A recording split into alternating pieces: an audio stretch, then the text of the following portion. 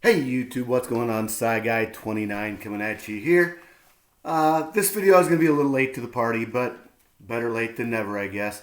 Been seeing and watching a lot of other people's goal setting for the new year. Something I need, obviously, to start doing, as if you've watched my videos, I'm kind of all over the place. So kind of trying to give myself a little bit of focus and keep moving forward. Now, I don't know. I don't think there's any right or wrong way to do this. What works best for you? Um, I decided to go ahead and I jotted down a list of 13 is what I started with, and really 14. I guess I added one up in the corner there, and several of them had bullets underneath it, so to speak.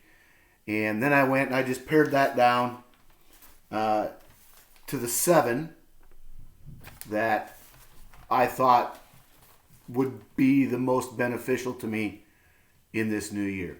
So my goals, and I would say they're in no particular order. Although the first one is something that needs to happen for me to truly move on and make the collection what I want it to be, and that is to pare down my collection. Right now, I have 3 shelving units in my back room. You can see the door right over there. Uh, in the back, I have 3 shelving units, 4 shelves per unit, and they are full of monster boxes, shoe boxes, 32 literal shoe boxes, unopened boxes, not many of those. Uh, you name it, I've got cards stored in it, and they're on these shelves. And that's all 3 sets of shelves are full.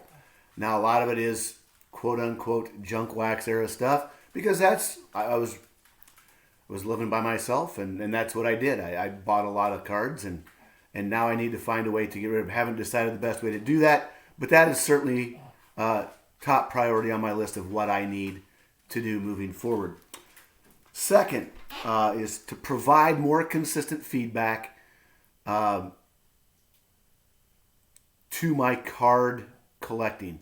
Now, whether that be YouTube, which I've done a pretty good job with because it's the best interaction I can have due to the fact that I don't have a lot of friends here or contacts here where I live that collect. So that is certainly one of the best ways for me to do it. But also when I purchase things online, I got to get much better at giving feedback on that. Third, connect more with the YouTube community. So that kind of connects with number 2. And by that, just having actual conversations, whether it be in the comment section, if I end up getting emails or phone, whatever that might be, to have a much better, bigger connection moving forward, and actually have conversations about collecting. I think it can just be giant, immensely beneficial to what I want to do. Number 4 is to finish 2 out of the 3 sets that I have half or more of. Now, it's kind of an odd mix. First and foremost would be my 1958 Topps baseball set. I also have a 78-79 Topps basketball set that I'm about 2/3 on. And then a more recent, this year's Tim Hortons hockey. So 2021 Tim Hortons hockey.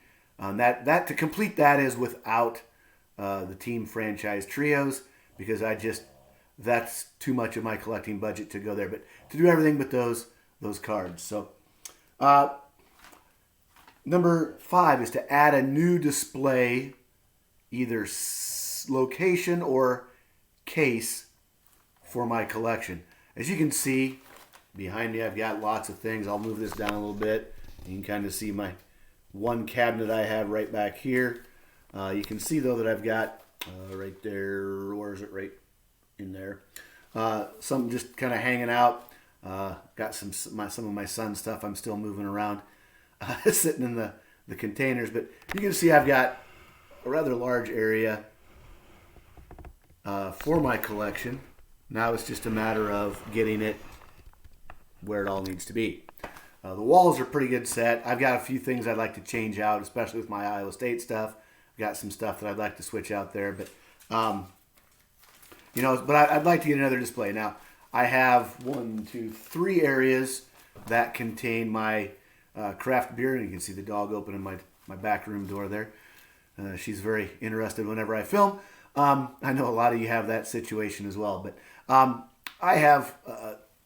collect growlers, and that's what, if the brewery doesn't sell cans or bottles at the brewery, they're 32 or 64 ounce glass jugs, for lack of a better term, that contain their beer, and you bring it home. They usually have their logo on the side, and then you can take them back and forth.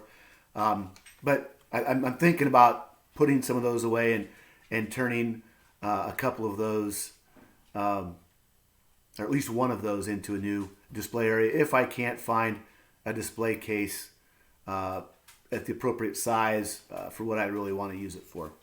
Number 6, this is going to be a hard one, and that is to add a piece of game-used Dan Quisenberry memorabilia to my collection. He does not appear on any relic cards or anything like that. His career was over before that really took off. I'm subscribed and have email alerts from about every auction house out there. The stuff just doesn't come up very often. So that's something I'm going to try to dig. I know Dan's wife. I have her address. I have her phone number. That's not where I want to go. I know she has some things just in conversations in the past. But I want to find that on my own, something I can find that's somewhat certified and has some provenance with it to add to make it a little more of a showcase with my Dan Quisenberry collection, because that's truly has been a guiding part of my collection from day one. So almost day one. Started collecting in '76 was the first packs that I bought, and his rookie card was an '80. So not too much in there. Now the last one is attend this year's National in Chicago. I really probably would move that to number 1 because I really think that's where I would have the best opportunity to complete my 58 set at a reasonable, somewhat reasonable price tag. So that's my list. Don't know if it's right or wrong. Doesn't matter because it's mine. So till next time, let me know what you think down below. And Dog says it's time to go as well. So till next time, remember, collect what you love what you collect.